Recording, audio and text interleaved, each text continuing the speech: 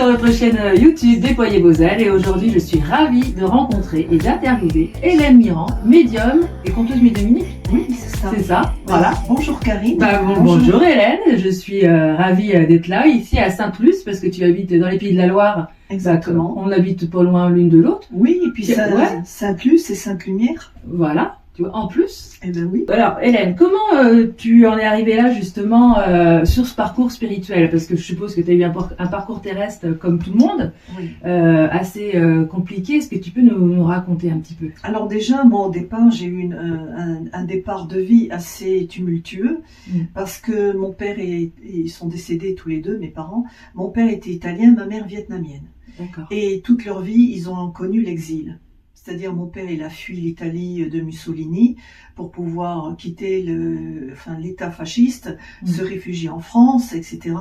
À la fin de la guerre 39-45, il est parti en Asie parce qu'il avait un esprit aventurier. D'accord. Il a connu ma mère, ils se sont mariés, ils ont eu un premier enfant, ma sœur.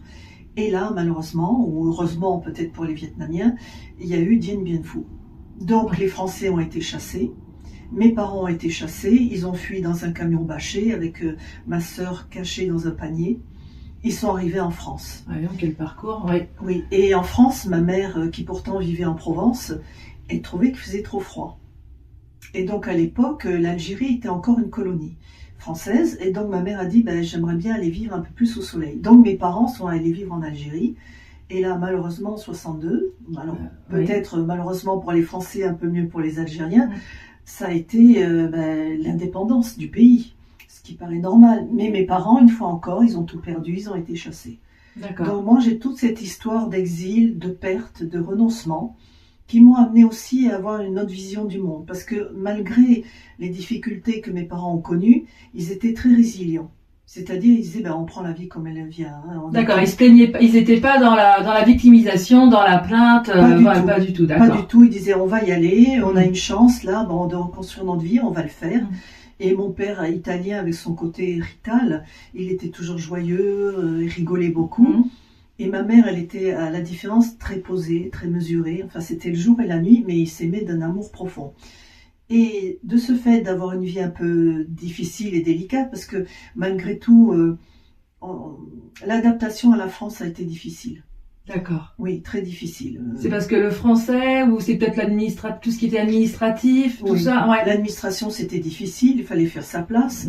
Et puis, moi, en tant que métisse, à l'époque, il y avait quand même des relents de racisme, qui aujourd'hui n'existent plus, mais à l'époque, c'était difficile. Donc, tout ça a fait que j'ai essayé de m'ouvrir à autre chose. Et petit à petit, j'ai eu conscience que j'avais peut-être un petit don que je n'ai pas voulu utiliser parce que justement, je voulais m'intégrer totalement et avoir la même vie que tout le monde. Alors, comment tu l'as ressenti justement cette faculté qui grandissait en toi à ce moment-là? C'était quoi, des rêves prémonitoires, de l'écriture automatique? Non, c'était des visions. Des visions. Je voyais tout d'un coup une scène et là, j'en parlais à mes parents. Et puis mes parents disaient, oui, ok, d'accord, mais... Et puis quelques temps après, ils se rendaient compte que la vision, elle avait quelque chose. Elle avait sens. Elle avait sens, voilà. D'accord. Mais je n'ai pas utilisé ce don de médiumnité pendant très longtemps parce que je voulais être comme tout le monde. Déjà, quand dans ton être, dans ta couleur de peau, tu es différent, tu veux pas encore en rajouter. D'accord. Donc tu veux être comme tout le monde. Et puis tu veux rentrer dans les cases aussi. Hein. On avait un peu cette mentalité-là, de trouver du travail, un travail fixe, un CDI, et puis voilà. Oui, comme tout le monde au final. Et puis la vie m'a amené quand même à développer mon don. Voilà. Mais à cause ou grâce, parce que maintenant je peux dire grâce, à un événement extrêmement difficile que j'ai connu. Tragique, on va dire. Plutôt tragique, puisque la fille de mon mari a été enlevée, violée et assassinée. Donc ça a été le déclencheur vraiment de l'ouverture de conscience qui m'a amené à vraiment développer mon don de médiumnité parce que il fallait que je puisse aider mon prochain. Bien sûr. Parce que le but c'était ça, c'est l'ego, je veux dire, j'en ai rien à faire. C'était pas quelque chose pour ma gloriole personnelle, mais c'était un encouragement à dire, voilà, il y a une puissance supérieure, une intelligence qui est là pour aider l'humanité, et il va falloir le faire. Et puis, il y a quelque chose qui t'est arrivé, c'était pas anodin, c'était au procès, justement, de ces jeunes-là, c'est ça? Oui, c'est ça, les deux assassins de ma belle-fille. Voilà, les deux assassins de ta belle-fille, tu y étais, justement? Je y étais, oui, pendant ça a duré une semaine, et le vendredi, c'était le réquisitoire de l'avocat général. Donc, il retrace toute l'historique de l'affaire. Et à ce moment-là, j'entends une voix qui me dit « Tu dois sortir du tribunal ». Non, je suis en première ligne là. Alors tu entends une voix à l'intérieur de toi, comme d'accord. Dans ma tête. J'entends cette voix qui me dit tu dois sortir. Je dis non, je veux pas. Et puis je veux écouter. Bien sûr. Je veux savoir à quelle sauce les assassins de ma belle-fille vont être condamnés. D'accord. Et là non, tu dois sortir. Ok, mais je vais où? Ah, t'inquiète pas. Voilà. Donc je me lève et je sors. D'accord. J'étais très gênée parce que c'était l'avocat général était en train de parler. Moi, au premier rang, je sors, tout le monde me regarde. J'étais très gênée et je sors. Et là, je sors du tribunal, qui autrefois était en centre-ville de Nantes. Et là, j'entends une voix qui me dit bon, maintenant tu tournes à gauche. Bon, je tourne à gauche, je passe devant le temple protestant. Ouais. Et là, on me dit tu continues et tu prends à droite. Bon, je prends à droite, voilà. Et là, je me retrouve sur la grande place qui est la place Viarme à Nantes. Ouais. Et là, ils me disent, tu continues, puis à un moment donné, tu vas retourner à gauche. Donc, c'est ce que je fais. Je fais une longue route, et au bout de la route, je vois un grand portail en fer forgé. Il me dit, c'est là que tu dois aller. J'y vais. Et au moment où je passe le portail en fer forgé, qui je vois à mes côtés? Ma belle-fille. Elle était habillée comme au jour de son décès, avec son petit chemisier en dentelle blanc, et son pantalon bouffant marron. Et puis elle me dit, tu m'avais demandé à ce que le premier qui décède donne un signe à l'autre. Et elle m'a dit, c'est moi la première. Mais le signe, je vais te le donner. Bon, ok, oui. Mais t'as eu... Quelle a été ta réaction? Tétanisée, paralysée? T'as eu peur, pas peur? Non, rien du tout. D'accord. Parce que ça s'est passé un peu rapidement, et puis comme dans un autre temps. J'avais l'impression d'être dans du coton un peu. Comme si tu flottais un petit peu? C'est ça, exactement ça. Donc je flotte, et puis là, au cimetière de la Miséricorde, il y a des milliers de tombes. Parce que c'est un cimetière très ancien de Nantes. Et elle me dit, tu me suis. Bon, je suis, voilà. Je la suis comme je pourrais te suivre toi. Tu la sentais bien? Tu la sentais lumineuse? Tu la sentais apaisée? Alors, je la sentais lumineuse, apaisée, mais fatiguée. D'accord, ok. Et elle m'a expliqué par la suite que faire ça, ça lui demandait un énorme effort. Ouais, c'est ce qu'ils nous disent, les défunts, quand ils viennent pour des consultations privées ou des médiumnités publiques. C'est un cadeau qu'ils nous font parce qu'ils s'abaissent en énergie. Et il faut savoir que les énergies de la Terre sont très, très, très lourdes et il y a beaucoup de noirceur. Énormément. Ouais. Donc oui, j'imagine. Donc tu la suis? Je la suis et je me retrouve à une espèce de rond-point. Et là, elle me dit, on va faire le tour du rond-point sur la gauche et je vais t'amener quelque part. Et là, tu comprendras. Donc je la suis. Ouais. On se retrouve parmi des centaines de tombes et puis elle m'en montre une. Et cette tombe, il n'y avait aucune inscription. Il n'y avait pas de nom. Il y avait juste des initiales. Ses initiales à elle et les miennes. C'est tout ce qu'il y avait. Pas de date, rien. Et elle me dit, tu voulais un signe, le voilà. Elle me dit comme ça, tu vois, tes initiales et les miennes sont unies pour l'éternité. Ah, alors là, par contre, mes cheveux dressés sur la tête. Ouais. Et je me suis assise sur la tombe d'à côté, et puis j'en croyais pas mes yeux, quoi. Je dis, mais c'est pas possible, quoi. Mais tu vois, quand tu me racontes ton histoire, dans ma tête, je me dis, mais est-ce que son meurtre, sa fin tragique, n'a pas été orchestrée par le haut finalement? Oui. Ah oui, parce que... Je sais que c'est ceux qui vont écouter cette interview, ça va peut-être vous faire dresser les poils sur les bras, mais la façon dont tu m'expliques ça... Oui, parce que elle pouvait pas échapper à sa mort. Tout a été orchestré le jour de son départ pour qu'elle rencontre ses assassins. Parce qu'il y avait des routes qui avaient été barrées, etc. Et donc les assassins ont pu passer que par cette route-là, où elle l'a remontée. Ouais. Et c'est là que la rencontre s'est faite. Et après, en creusant un peu l'histoire de coin, là, à côté de chez moi, à 100 mètres, il y a un champ qui s'appelle le champ de l'échafaud. Et c'est là où elle a été assassinée. Oula, c'est symbolique, hein? Oui. Et je me suis rendu compte, en remontant dans l'histoire de ces assassins, que c'était des chouans. Ah, d'accord. Oui, c'est des descendants de chouans, c'est-à-dire des résistants à la République. Et ils ont dû être, c'est ce que j'ai supposé, j'en ai pas du tout confirmation, que dans ce champ de l'échafaud, ils ont dû être guillotinés. et il y avait, comment dire, une dette karmique. Ouais. Voilà. Alors, au début, quand j'ai compris ça, j'ai eu beaucoup de mal à l'accepter. Parce que je D'accord. me suis dit, au final, quoi qu'on fasse, pourquoi est-ce qu'on doit être puni? Et puis la punition, elle est quand même élevée, parce qu'elle avait 16 ans, hein, ma belle-fille. Bien sûr. Et j'ai compris après que c'était comme une grâce qui me permettait à mon tour de pouvoir permettre déjà à mes descendants d'échapper à ce sort misérable, D'accord. et aussi à d'aider l'humanité à résoudre tous leurs problèmes. Est-ce qu'on pourrait dire que cette jeune fille, ta belle-fille, est un peu un guide spirituel pour toi aujourd'hui? Oui. Ouais, Oui. je pense aussi. Hein. Oui. Même si un jour elle m'a dit, bon écoute, je me suis matérialisée pour te donner ce message, ça m'a beaucoup fatiguée. Et elle m'a dit, ne contactez pas trop les morts parce que ça les fatigue. Elle dit, moi ça me fatigue. Donc contactez-moi pas souvent parce que c'est très fatigant pour nous. Ouais, c'est bien ce que je dis à mes consultants et futurs consultants. Nous, les médiums, on veut bien délivrer des messages, mais comme je dis souvent aux parents qui sont endeuillés, hein, malheureusement, je leur dis ne revenez pas. Oui, oui, c'est ça. 2 fois peut-être, dans 1 ou 2 ans, 3 ans, mais après, stop, oui. On arrête. Oui, parce qu'ils sont dans un autre état de conscience. Et puis il faut qu'ils travaillent, il faut qu'ils cheminent en haut. Exactement, parce qu'il faut qu'ils se préparent peut-être à une nouvelle incarnation ou vivre ailleurs. Donc leur fréquence vibratoire est très élevée et se ramener dans un espace quand même très lourd. Ils disent souvent, enfin ma belle-fille disait souvent, c'est comme si vous chaussez du 40 et qu'on vous oblige à mettre du 32. Ouais. C'est très difficile. Tu as dû rêver d'elle parfois. Oui. Parce que c'est plus facile pour eux de passer par les songes parce qu'on est on a en lâcher prise totale et pour eux c'est facile. C'est ça. Ouais. C'est plus facile. C'est plus facile. Parce qu'on n'est pas dans l'attente de quelque chose. Exactement. On est en lâcher prise complet. Voilà. Oui.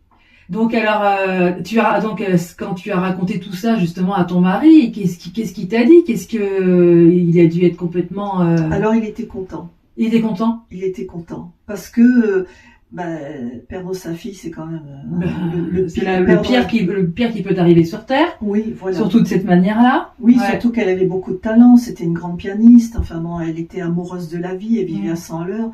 Et cette mort quand même terrible. Et que je lui dise, j'ai vu Gaël, voilà. Il m'a dit, amène-moi voir la tombe. Et donc je l'ai amené et il a vu de ses propres yeux ce que je décris. Et ça lui a fait beaucoup de bien. Ça lui a fait beaucoup. Parce que là, c'était vraiment matériel. Je veux dire, c'est pas un fantasme. Elle y est toujours, cette tombe. Et je suppose qu'elle est elle est en total pardon vis-à-vis de ses meurtriers. Oui. Pour elle, c'est plus son histoire. D'accord. Elle est passée à autre chose. Et ces jeunes-là sont toujours en prison? Non. Ils habitent pas très loin. D'accord, ok. Je pourrais les croiser en faisant mes courses. On va dire que bon, voilà, on va les laisser sur leur chemin. Exactement. On a un chemin, ils ont un chemin. D'accord. Voilà. Et donc, alors, qu'est-ce qui se passe? Parce que tu étais dans l'administratif, toi, en plus. Alors, je travaille dans une banque. Oui, dans une banque. Alors, on est bien quand même dans le matériel, là. Oui, et puis dans quelque chose qui ne me convenait pas du tout. Hein. C'était les actions, les obligations. Enfin, vraiment, ça me dépassait totalement. Et puis, ça m'intéressait pas du tout. Mais bon, comme tout le monde, il faut bien payer les factures. Faut bien payer les factures, ouais.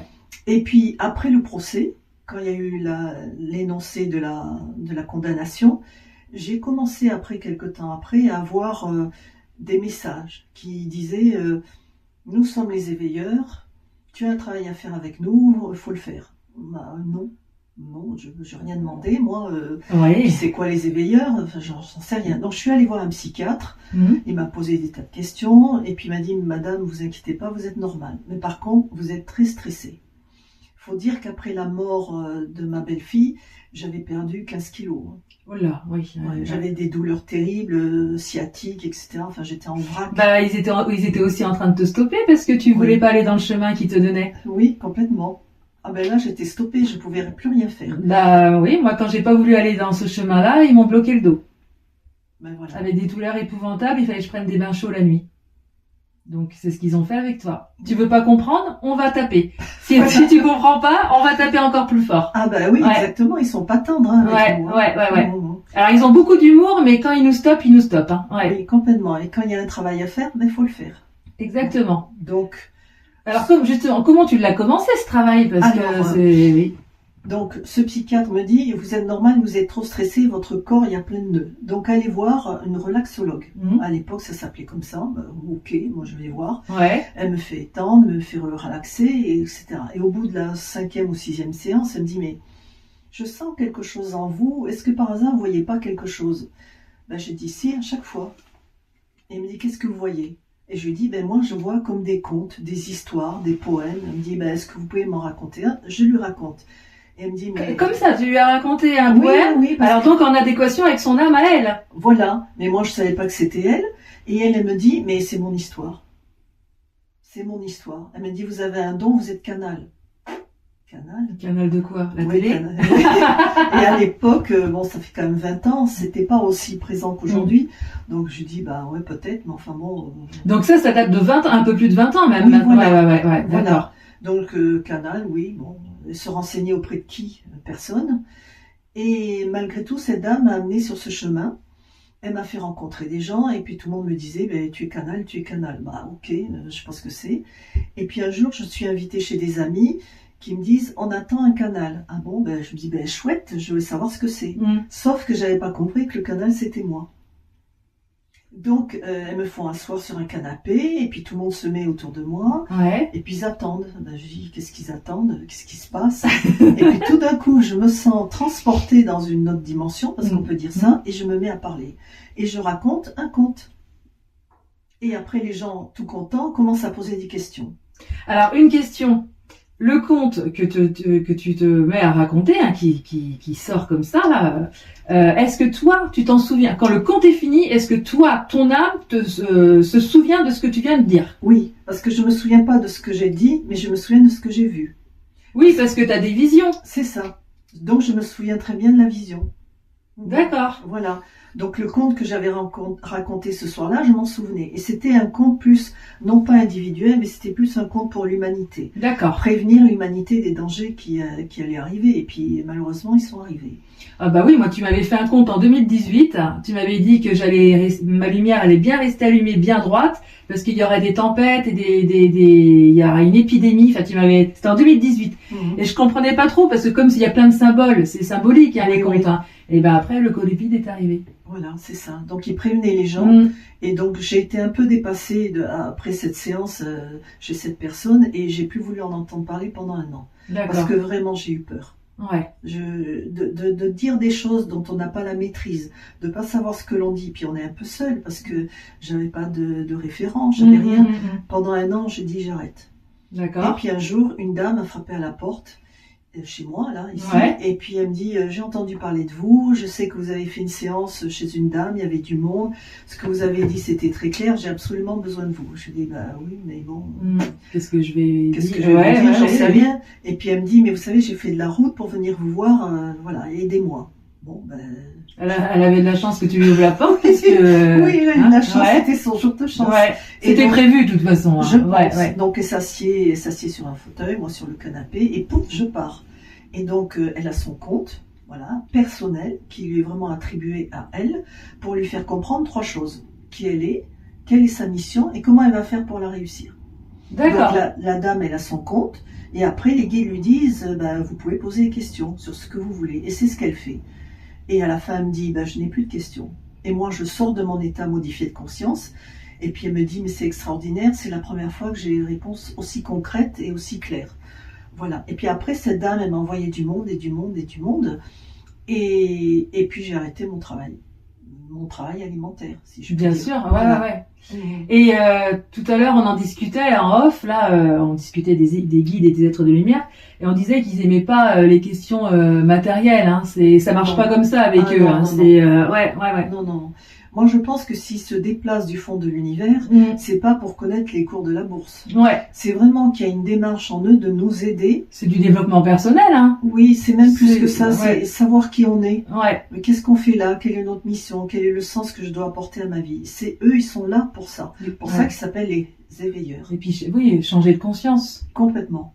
Changer de conscience, c'est quoi? C'est être dans la gratitude, la bienveillance, la gentillesse. L'entraide, oui, l'amour, oui. en fait. La simplicité. La simplicité. Comme dans ton conte, il faut être simple. Oui, donc le conte justement que tu m'as récité tout à l'heure, qu'on mettra à la fin de la vidéo, raconte un petit peu justement, décortique-le un petit peu si tu t'en souviens, parce que comme tu l'as je m'en souviens, j'ai encore les images qui sont très claires. Alors déjà, c'est une belle journée de printemps ou d'été, il y a beaucoup de couleurs, et la femme, elle est dans un esprit de gratitude. Et ne comprend pas pourquoi les gens sont obligés d'être dans la force, la volonté, la rage, le vouloir, et qu'au final, ils n'ont que quelques misérables vermisseaux. Alors qu'elle, la femme, qui est dans un état de bienveillance et d'amour, ses vergers sont pleins, dans ses poulaillers, il y a plein d'œufs, dans son étang attenant à sa maison, il y a plein de poissons, enfin, elle manque de rien. L'abondance. L'abondance. Mais pourquoi? Parce qu'elle est vraiment connectée. Et au final, notre travail à nous tous est d'être connectés. Mais au moment où on est dans le vouloir, on n'est plus connecté. Donc on ne peut avoir que de misérables vermisseaux. Et donc la femme, voyant ces malheureux qui sont en train de s'acharner, à essayer de semer, de récolter et qui n'ont rien, elle ayant l'attitude juste, commence à les interpeller. Donc ils vont voir la femme et ils disent « Mais comment ça se fait? Toi, on a l'impression que tu fais rien et puis tu as l'abondance. » Et la femme leur donne la solution. Et la solution, c'est ton état intérieur qui va amener ça. Mais si tu es trop dans l'attente, tu n'auras rien. La terre va demeurer sèche et stérile. L'univers vraiment répond à notre état de conscience. Hein. C'est ça. Et ça veut dire que toi, en tant que médium, tu es dans le juste. Merci. On essaye, c'est pas toujours facile dans ce monde rempli de noirceur et d'ego, parce que c'est un petit peu la guerre des égos, hein, comme on en discutait tout à l'heure. Alors toi, Hélène, tu as sorti un livre, Contes médiumniques de nos guides spirituels. Voilà. Il y a plein. Raconte-nous un petit. Alors comment ça t'est venu justement de l'écrire, ce livre? C'est en haut qui t'ont poussé ou? Oui, voilà, parce que moi j'aime pas trop me mettre en avant. D'accord. Parce que pour moi ma devise, pour vivre heureux, vivons cachés. Moi je veux bien faire le travail qui m'est demandé, accomplir ma mission, aider les gens. Ouais. Mais j'ai pas envie de flatter mon ego, ça m'intéresse pas. D'accord. Et à un moment donné, j'entends dans ma tête, oui, mais il faut toucher le plus grand nombre. Et il faut que tu témoignes. Bon, ok, je me mets au boulot. Et en 3 semaines, j'ai écrit ce livre. En 3 semaines? Oui, en 3 semaines. C'était en janvier 2023, je l'ai écrit en 3 semaines. Et après, ton manuscrit, tu l'as envoyé... Non, tu l'avais auto-édité, je sais plus ce que tu m'as dit. Alors, dans un premier temps, c'est vrai que ce livre, il n'est pas nécessairement facile à lire, parce que j'ai mis beaucoup de contes. Alors, je les ai catégorisés. Contes minéral, végétal, animal, humain. 4 catégories. 4 catégories, mais j'essaie de donner un peu une explication symbolique et alchimique de chaque conte. Parce que je me suis rendu compte que les gens, au final, ils passaient à côté de l'essentiel. C'est pas qu'une jolie histoire, il faut l'approfondir. Donc, j'ai essayé de donner des clés aux gens pour qu'ils approfondissent. Donc j'ai écrit ce livre et puis je me suis dit tiens, je vais l'éditer sur Amazon. C'est ce que j'ai fait.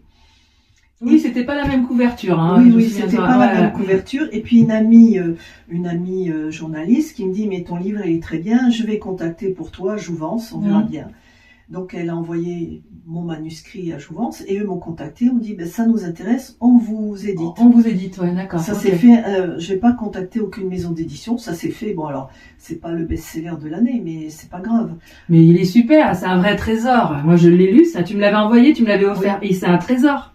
Mais par contre, il faut un niveau de conscience, faut vraiment être spirituellement, faut comprendre des choses, hein. Faut pas être dans l'ego ou faut pas être dans le matériel ou quoi que ce soit. Faut vraiment ouvrir son cœur pour lire ce livre-là. Oui, complètement, parce que les guides disent faut écrire un livre pour l'intelligence du cœur.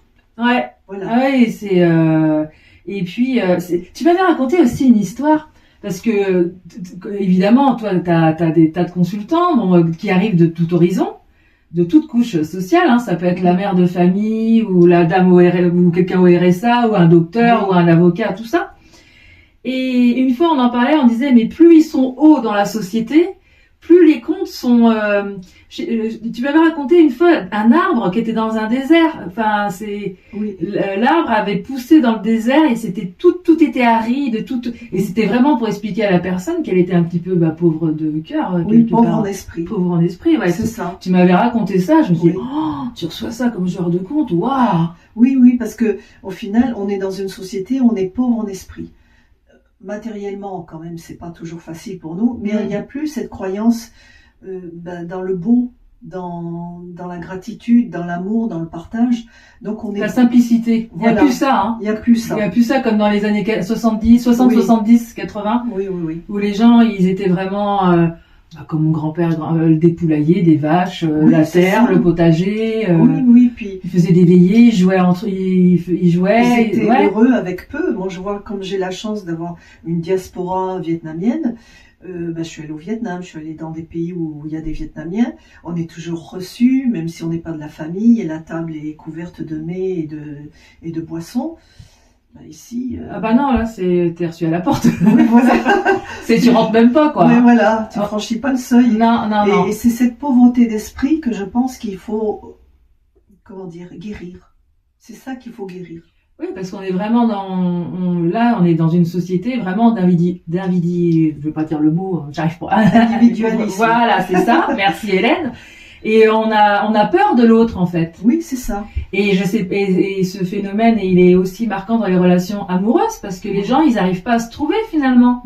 Complètement. Que v'là un siècle, ou même 50 ou 60 ans en arrière, ils prenaient leur mobilette ou leur petite de chevaux, ils allaient à un bal, hop, ils se Voilà. trouvaient. Exactement. Moi, mes parents, quand ils se sont rencontrés, c'est parce que mon papa, il a marché sur le pied de ma maman au théâtre. C'est fou. C'est fou. Et maintenant, t'as des belles personnes. Moi, j'ai des consultantes qui viennent me voir, qui sont posés, intelligents et tout, et ils n'arrivent pas à trouver de Mais partenaires amoureux. Mais oui, parce que le monde est devenu froid. Alors, ils me disent, ouais, mais pourtant, on a les réseaux sociaux et tout. Mais j'ai les réseaux sociaux, mais j'ai dit, c'est pas la vraie vie, ça, les Non, réseaux non, sociaux. non, c'est virtuel.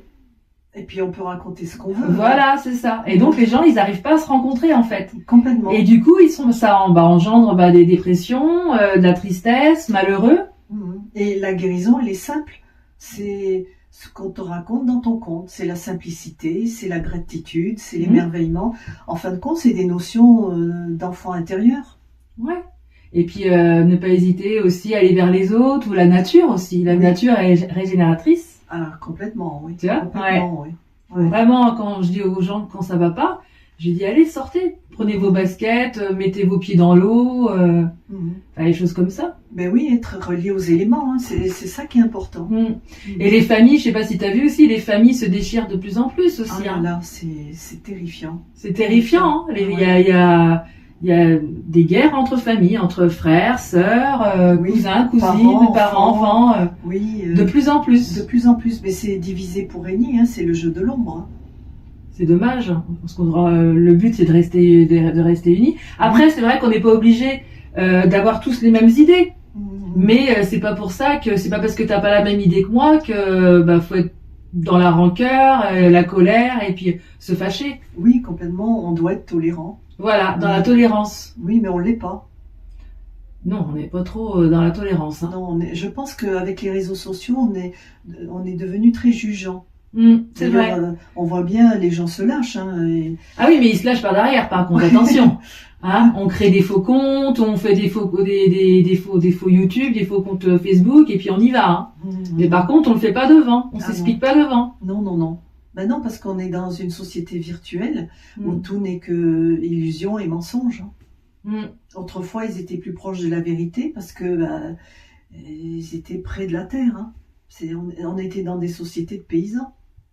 Ouais. Et toi, t'es d'accord quand je te dis que la noirceur quand même gagne sur la lumière Oui. Hein. Oui. C'est pour ça que je pense qu'aujourd'hui, il est très important de savoir qui on est. Parce que si on sait qui on est, on peut accomplir sa mission. Ouais. Si tu connais pas ton nom, ton véritable nom, si tu sais pas qu'est-ce que tu fais sur Terre, tu vas pas pouvoir œuvrer. Ouais, tout à fait. Et si tu sais qui tu es, quelle est ta mission, eh ben tu vas pouvoir amener ta pierre à l'édifice. Et donc petit à petit, ensemble, on construit un édifice de lumière. Mais c'est long et fastidieux parce que l'ombre, je veux dire, c'est le serpent, hein, il s'immisce partout. Hein. Et puis oui, je voulais dire aussi que c'est pas parce qu'on est médium, voyant ou thérapeute qu'on n'a pas des épreuves, hein, parce qu'on morfle. Hein. Oui. On en parlait toutes les deux. Hein. Des fois, on a des trucs qui sont assez durs, hein, quand même. Oui, hein. Complètement. Et puis regarde-toi, ton guide, c'est Padre Pio. Padre Pio, il a quand même une vie très éprouvante. Hein. Il a été jugé, très jugé, bafoué. On lui a enlevé plein de choses à un moment donné. Il pouvait plus faire la messe. Hein. Ben oui. Tu te rappelles quand il avait ses stigmates, il a été ausculté pour combien de fois? Oui, combien de fois on le traitait de menteur. Faut voir la vie qu'il a eue, mais il a toujours tenu bon. Ouais. Ouais, et puis bah il y a des, c'est vrai qu'il y a, moi je dis aussi à mes consultants, évitez de trop regarder les informations parce que Oui. ça nous remplit d'énergie négative et ça nous fout le moral à zéro en fait. Oui, parce qu'une information te forme, c'est-à-dire que ça te donne une forme dont tu peux plus sortir.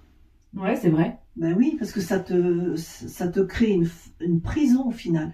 Et une fois que la forme elle est bien acquise, c'est très difficile d'en sortir.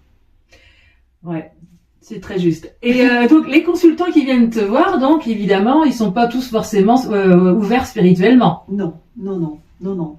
Mais moi, j'ai trouvé quand même que depuis quelques années, la mentalité, elle a évolué.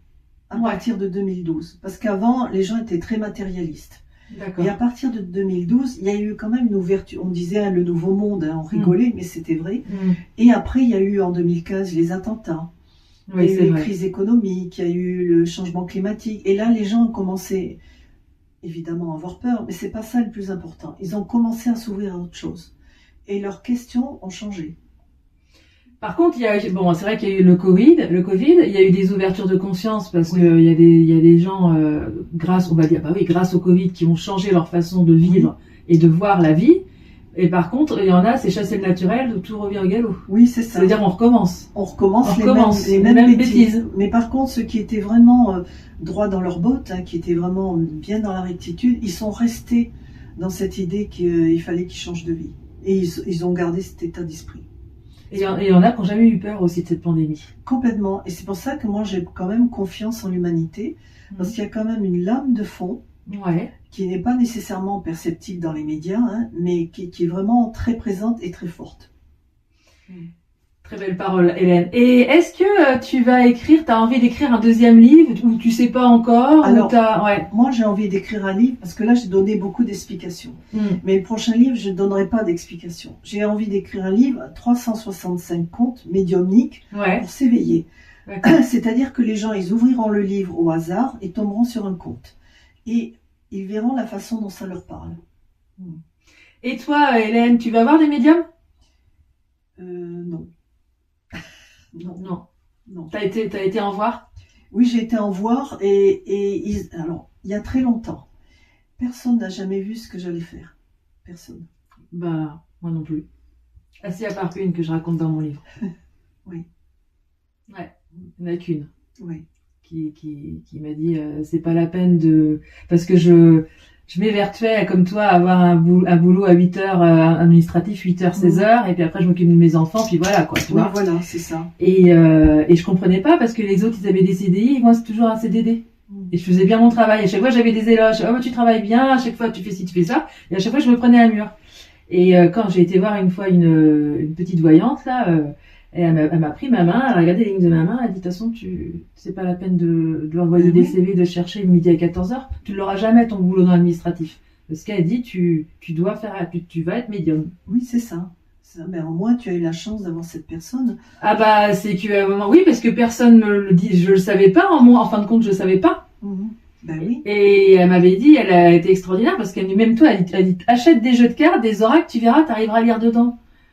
Et je dis lire dans les cartes et en fin de compte c'est exactement ce qui s'est passé. Exactement. On a tous un chemin. Ouais. Et à un moment donné, il faut que ça s'ouvre.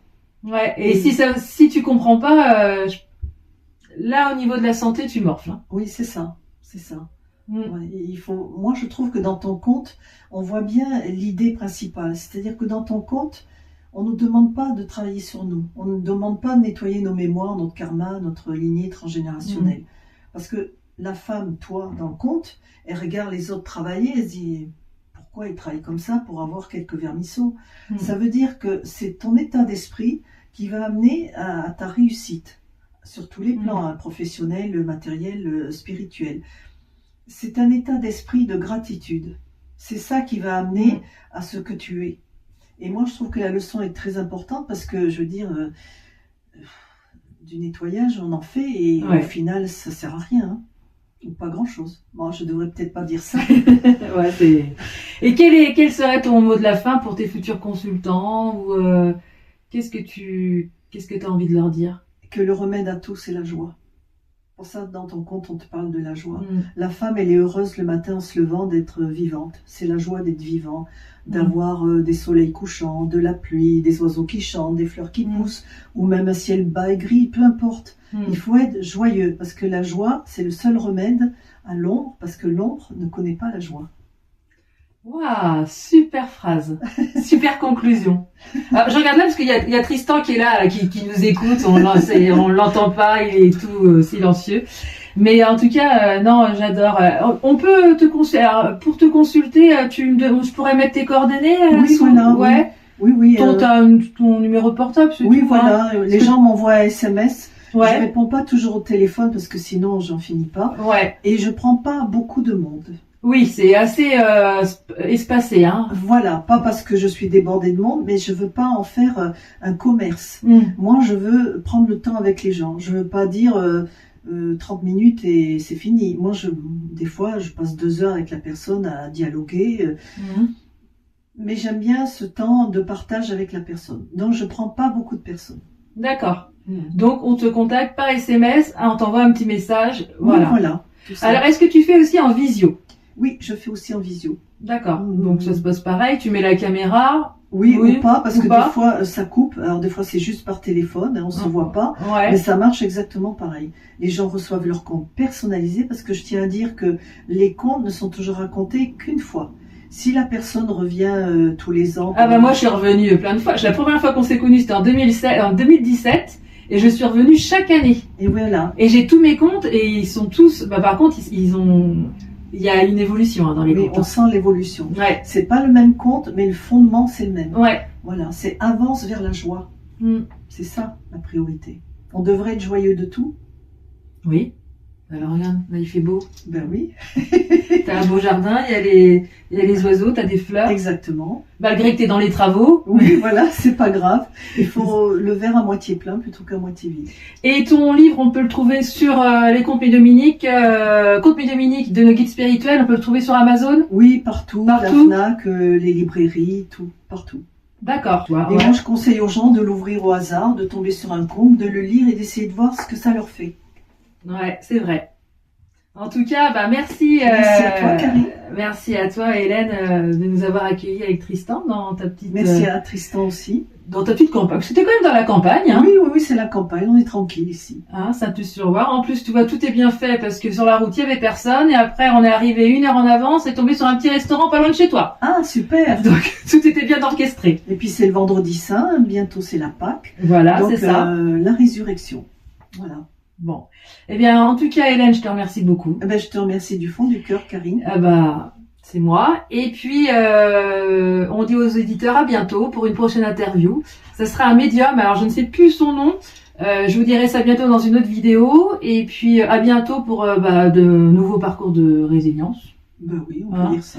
Et puis, le but, c'est de mettre en lumière des gens qui ne sont pas du tout connus ou qui sont au fin fond de leur campagne ou dans les montagnes ou... Le but, c'est ça, hein, de les mettre en avant. C'est ça. Voilà. Et ben, je vous dis à bientôt. À bientôt, Hélène. À bientôt, Karine, et merci à toi. Et ben, c'est moi qui... Et puis, merci aux guides. Ah oui, surtout à eux. Merci les éveilleurs. Merci les éveilleurs. Ciao, ciao, à bientôt, les amis. Au revoir. C'est l'histoire d'une femme qui regardait des hommes et des femmes s'échiner à travailler. Elle n'en comprenait pas vraiment le sens. Pourquoi ainsi tant d'œuvres, tout simplement pour récolter que quelques miettes? C'était le temps pourtant du printemps, où il y avait ainsi la floraison de toutes les fleurs. Il y avait ainsi des oiseaux qui chantaient, et on voyait apparaître quelques bourgeons, qui annonçaient ainsi des fruits délicieux. Pourtant les gens ne regardaient ni les fleurs, ni les oiseaux. Ils ne regardaient ainsi que le sol, acharnés ainsi qu'ils étaient, simplement à ramasser quelques résidus, peut-être laissés par le ciel ou par la terre, mais le temps avait été difficile. Il y avait ainsi de nombreuses famines, et c'est pour cela que les gens soucieux de leur avenir étaient tellement absorbés par ce qu'il y avait à faire. La femme, elle, par contre, ne faisait rien de particulier. Chaque matin, quand elle se levait et que sortait de sa couche, elle commençait tout simplement par chanter. Ensuite, elle allait dans son jardin et parlait aux oiseaux, et les oiseaux ainsi, lui répondaient. Tout était ainsi en connexion et en parfaite symbiose. C'est pour cela que la femme, elle pouvait récolter. Elle le savait, il n'y n'y avait rien d'autre à faire que de s'émerveiller de la beauté du monde, remercier et être dans un esprit de gratitude pour obtenir ce que l'on désire. Et c'est pour cela que dans son étang, il y avait ainsi de nombreux poissons. Dans ses vergers, eh bien, les fruits étaient déjà abondants. Quant à ses poules, elles donnaient de nombreux œufs. Et c'est ainsi que tous regardèrent la femme avec peut-être un peu de méfiance. Et parfois, ils lui demandaient « Es-tu donc sorcière pour avoir ainsi tant de bienfaits, alors que nous, toujours à creuser la terre, nous ne récoltons que quelques misérables vermisseaux ?» La femme aussitôt se mit à rire en leur disant « Mais pourquoi faites-vous cela? Faites comme moi, écoutez le chant des oiseaux et regardez la beauté du monde, et c'est ainsi que vous serez gratifiés. » Certains ainsi de ces personnes qui l'écoutaient avec gravité crurent la femme, et aussitôt, plutôt que de s'acharner à ramasser ainsi quelques vagues cailloux, décidèrent ainsi de faire comme elle et de prendre le temps de vivre. C'est ainsi que dans leur cœur se fut une explosion de joie, parce qu'à partir de ce moment-là, eh bien, on peut dire qu'ils connurent ainsi un début d'abondance. Il n'y avait plus à se baisser pour ramasser ainsi quelques vagues grains. Il y avait ainsi l'abondance à tous les niveaux, et cela n'était pas venu ainsi progressivement, mais on peut dire d'un coup. C'était cela ce que la femme finit par comprendre, quand on est ainsi dans un esprit non pas de complaisance, mais plutôt de joie, quand on est ainsi dans un esprit de gratitude et de remerciement, plutôt qu'un esprit d'égoïsme, et bien voilà ce que l'on reçoit. On reçoit les cadeaux et les bienfaits du ciel, pour permettre ainsi à chacun sur cette terre, non seulement d'être heureux spirituellement, mais aussi matériellement. Et pour cela, que faut-il faire? Sinon, regarder pousser les fleurs et écouter le chant des oiseaux. Et n'y a-t-il pas de plus simple dans cette existence que de faire cela, parce que c'est ainsi qu'on est non seulement béni des cieux, mais qu'en plus on est heureux de vivre. Ainsi en est-il de même pour vous femmes ici présentes. On peut dire que vous êtes gracieusement connectées. Et c'est pour cela que la seule chose que vous ayez à faire, c'est d'aimer la vie. Parce que aimer la vie, c'est la plus belle des énergies. Parce que c'est ainsi qu'on est en lien parfait avec le ciel et à la terre. Alors en ce sens-là, bienvenue à vous dans notre royaume. Nous vous bénissons. Vous pouvez désormais poser vos questions.